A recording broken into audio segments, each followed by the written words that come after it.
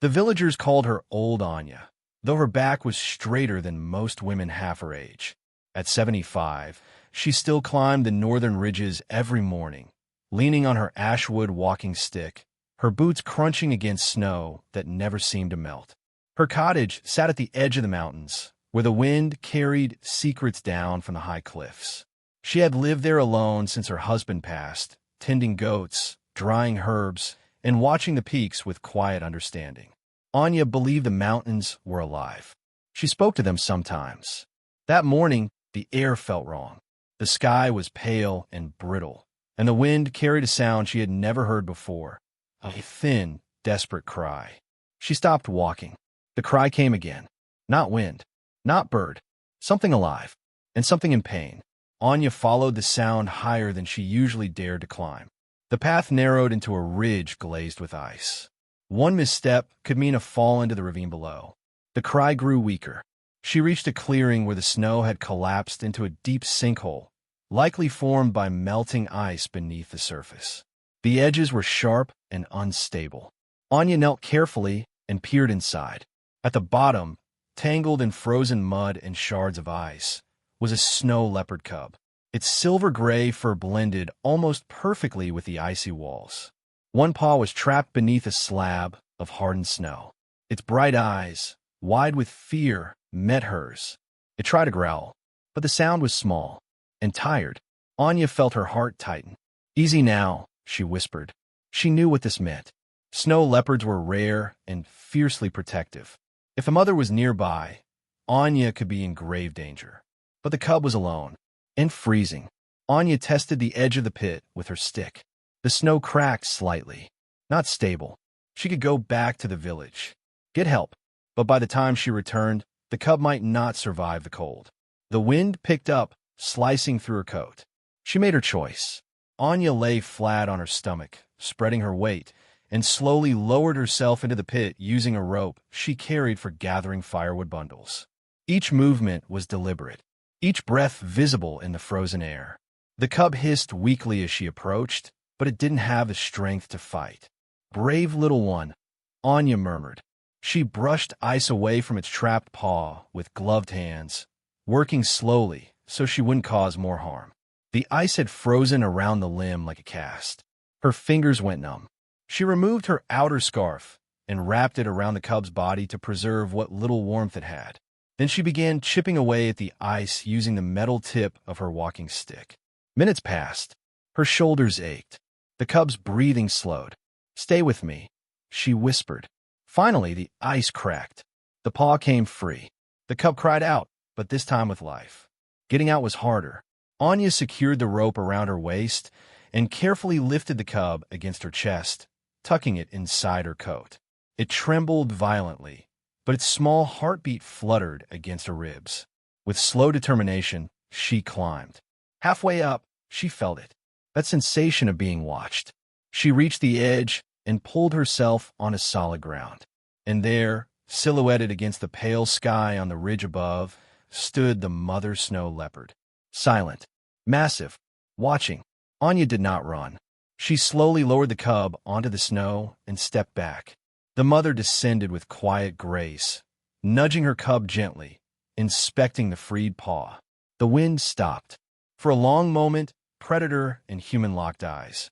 Then, without a sound, the snow leopard lifted her cub and disappeared into the white horizon. Anya stood alone once more, but she no longer felt alone. The mountain did not forget. The morning after the rescue, Anya stepped outside her cottage and noticed fresh tracks circling the perimeter of her home. Large, deliberate, silent, snow leopard tracks. They were not chaotic or predatory. They moved in a slow arc, as though observing. Anya did not feel fear. She felt acknowledgement. She knelt beside the prints, brushing her fingers lightly across the edges. The snow was still fresh. The mother had been there not long before dawn. "Checking on me?" Anya murmured with a faint smile. Above her, high on the ridge, something moved against the pale light. Watching.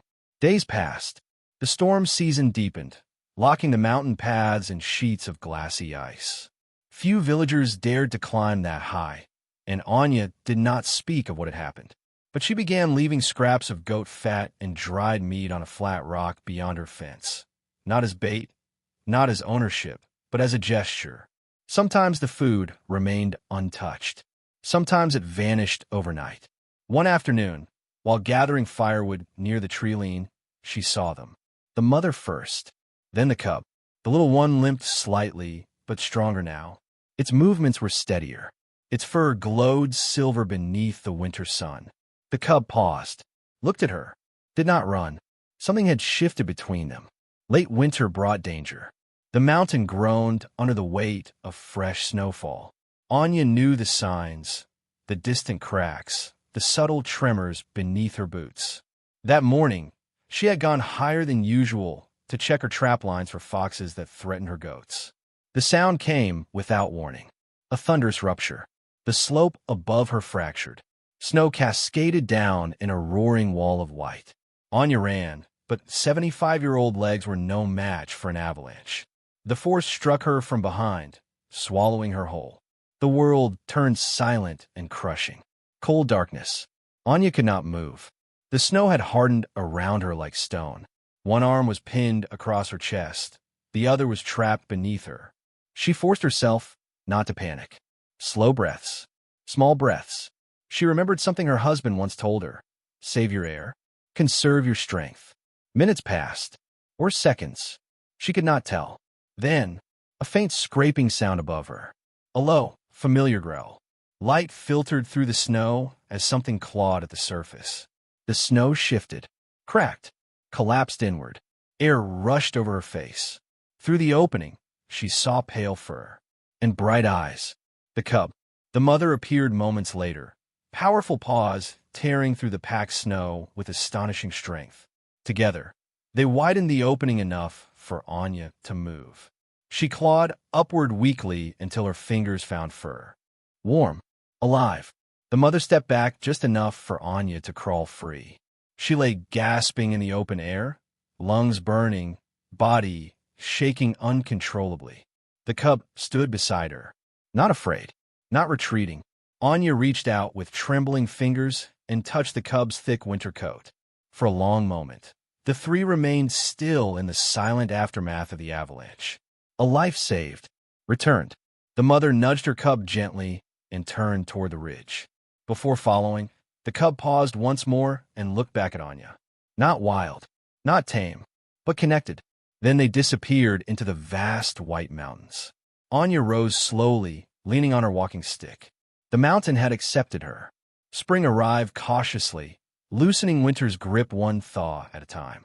Meltwater streamed down the slopes, carving silver veins through the snow. Anya descended to the village for supplies for the first time in weeks. The villagers noticed the change in her. "You look lighter," one woman remarked. "You look like someone who has seen something," said another. Anya only smiled, but rumors had begun. Hunters claimed they had seen a snow leopard unusually close to the lower ridges. Goat herders complained about tracks near their flocks. Fear spreads faster than truth in small places. "The animal needs to be dealt with," one man insisted at the market square. "Before it becomes bold." Anya's jaw tightened. The mountain had rules. So did men. And those rules were about to collide. He arrived 2 days later, a tall outsider with a weathered rifle and cold, assessing eyes. He claimed he had been hired by concerned villagers to remove the threat. Anya watched from her window as he studied the slopes through binoculars. He was patient, experienced, dangerous. That night, fresh snow fell, clean and silent. Anya stepped outside before dawn and saw it immediately. Boot prints heading up the ridge, toward the higher cliffs, toward the den. Her heart pounded harder than it had during the avalanche. Without hesitation, she grabbed her coat, rope, and walking stick, and followed. The climb was steeper now, with the thaw turning snow into unstable slush. Loose rocks shifted underfoot. Halfway up, Anya spotted him. The hunter lay prone behind a boulder, rifle aimed upward. Through his scope, he had a clear view of a narrow ledge. And on that ledge, the cub, stronger now, larger, its limp nearly gone. Unaware, Anya didn't think. She shouted, "Stop!" The hunter flinched, his aim breaking as the cub darted out of sight. He turned sharply. "What are you doing?" he snapped. "Saving you from a mistake," Anya replied, breathless but firm. The wind whipped around them. "That animal will kill livestock," the hunter argued. "It's only a matter of time." "It hasn't," Anya said, "and it won't if left alone." He studied her, an elderly woman standing between him and his target. "You can't protect predators," he said flatly. Anya met his gaze steadily.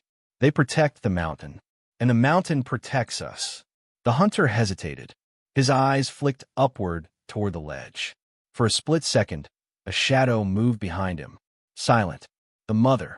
He sensed it too. Slowly, carefully, he lowered the rifle.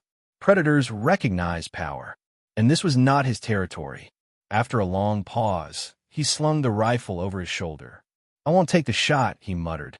"But if the village calls again, I may not be the one they send." He descended without another word. Weeks passed. The cub grew into an adolescent, sleek and sure-footed. It no longer lingered near Anya's cottage, but sometimes she would glimpse it along distant ridge lines, outlined against the sky.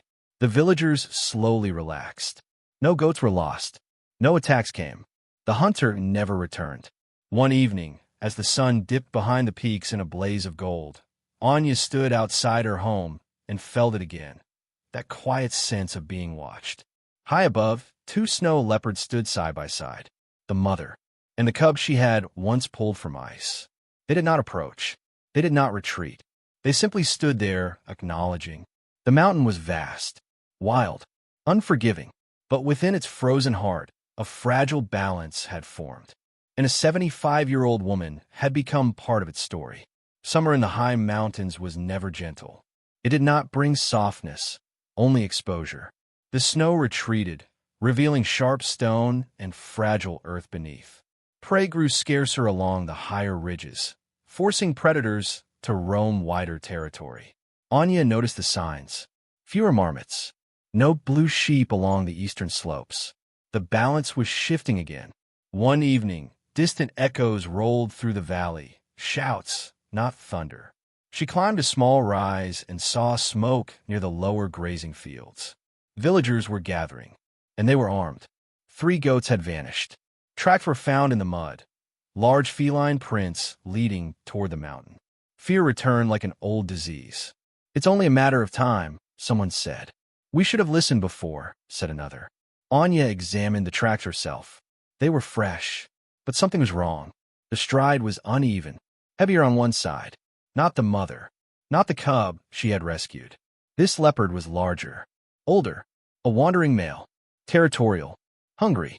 The villagers were preparing traps. If they caught the wrong animal, the fragile piece would shatter. Anya knew she had to act before panic did. Before dawn, Anya climbed toward the high pass where territories overlapped. The air was thinner here, and each breath reminded her of her age. But she did not stop. She carried no weapon, only her walking stick, rope, and a sack of dried meat. When she reached the rocky overlook, she saw him, the male snow leopard, broad-shouldered, scarred, his coat duller from years of survival. He stood over the remains of a mountain goat, not from the village herd, but wild prey. He lifted his head and locked eyes with her. No fear, no recognition, just instinct. Anya slowly placed the sack of dried meat on the ground and stepped back. She did not approach. She did not challenge. She simply stood. Minutes stretched long. The wind carried her scent to him. Human, but not hunter, not threat. He grabbed the meat, then retreated higher into the cliffs, away from the grazing lands, away from the village. Later that week, word spread through the valley.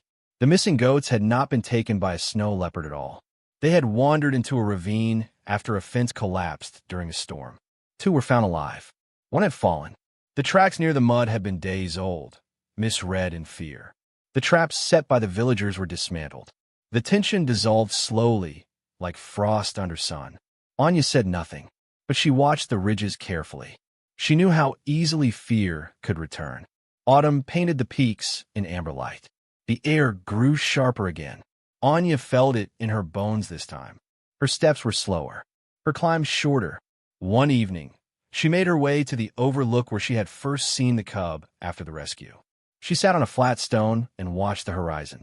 As the sun lowered, two figures appeared along the ridge. The mother, older now, and beside her, nearly full-grown.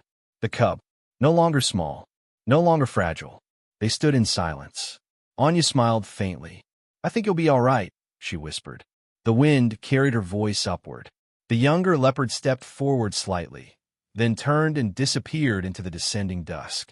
The mother lingered 1 second longer. Then she too vanished into the mountains.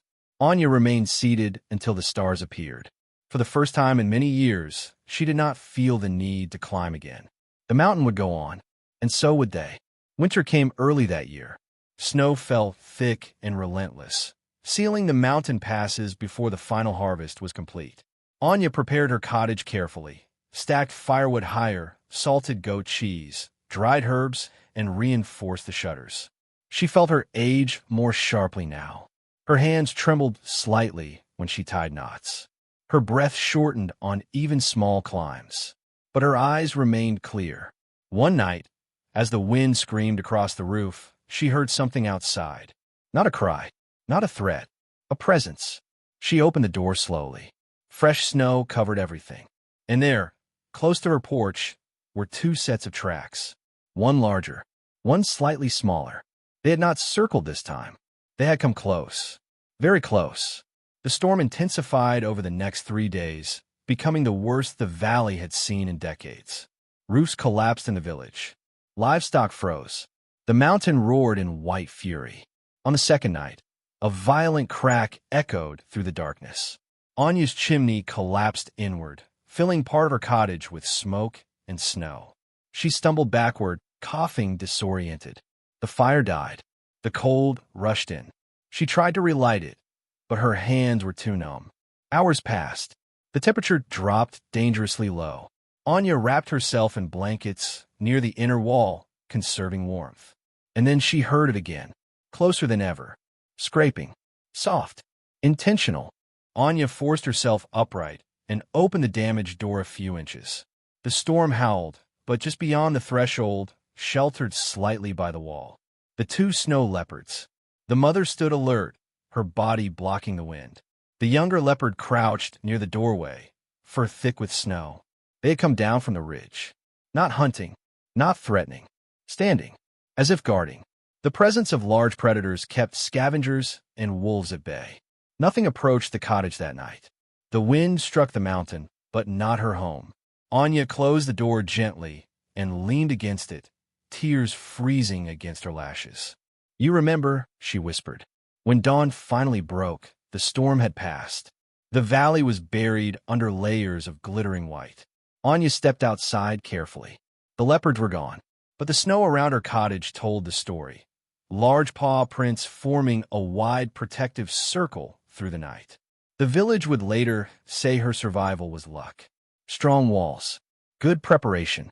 Anya knew better. The mountain had watched over her. Through them. Weeks later, as winter began to soften, Anya made one last slow climb toward the ridge. Not high, just enough to see the open expanse. She moved carefully, leaning heavily on her stick. Halfway up, she paused to rest. And there they were. The mother, older, slower now, and the younger leopard, fully grown, powerful, magnificent. They did not approach. They did not retreat. The younger one stepped forward slightly and let out a low, resonant call that rolled through the valley like distant thunder. A declaration, a continuation, life moving forward. Anya smiled through the cold air. "I won't always be here," she said softly. "But you will." The mother turned first, leading the way upward. The younger leopard followed, pausing only once to look back. Then they vanished into the high white world. Anya stood alone, but never empty. Spring returned gently, as if careful not to disturb the balance that had formed over the years. The snow thinned into silver streams. Small alpine flowers pushed through cracks in stone. The mountain breathed again. Anya no longer climbed beyond the lower ridges. Her steps had grown deliberate, her rest periods longer. But she did not resent it. She had already climbed higher than most ever dared. From her porch, she could still see the distant cliffs where the snow leopards roamed. Sometimes, at dusk, she spotted a pale figure moving like smoke along the horizon. The younger leopard had claimed its own territory now. Strong, certain, alive. And that was enough. Over time, the villagers began telling a different story. Not of threat, but of coexistence.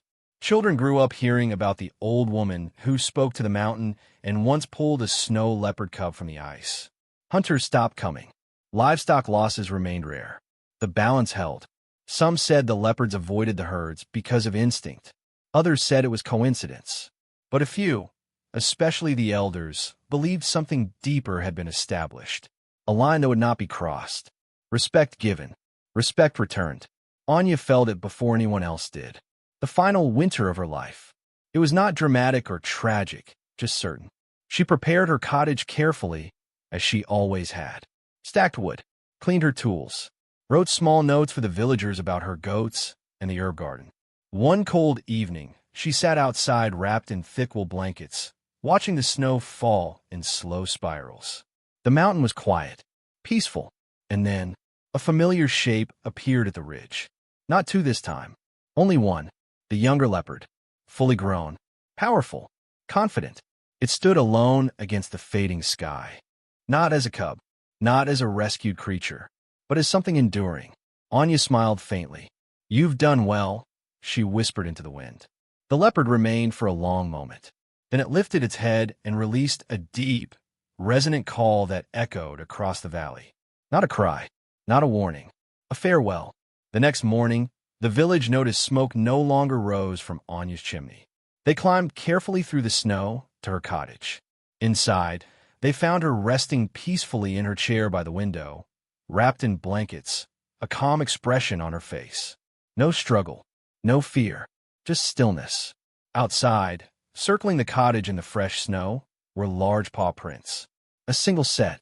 The tracks lingered near the porch, then led back toward the high cliffs. Years passed. The cottage remained standing, though no one lived there permanently. The villagers preserved it as it was, wooden walls weathered but strong. Travelers sometimes reported sightings of a magnificent snow leopard along the ridges above the valley. Older now, scarred, enduring. And whenever storms rolled through or avalanches threatened the slopes near the village, something curious seemed to happen. The grazing fields remained untouched. The mountain paths closest to the homes stayed strangely stable, as if watched, as if guarded. Children who grew up hearing Anya's story would climb partway up the ridge and look toward the cliffs. Sometimes, just at dusk, they swore they saw a pale shape outlined against the sky. Silent, powerful, present. The mountain never forgot the woman who chose compassion over fear. And in its vast, frozen heart, the story lived on. Of a 75-year-old woman, a trapped cub, and a bond that reshaped the wild.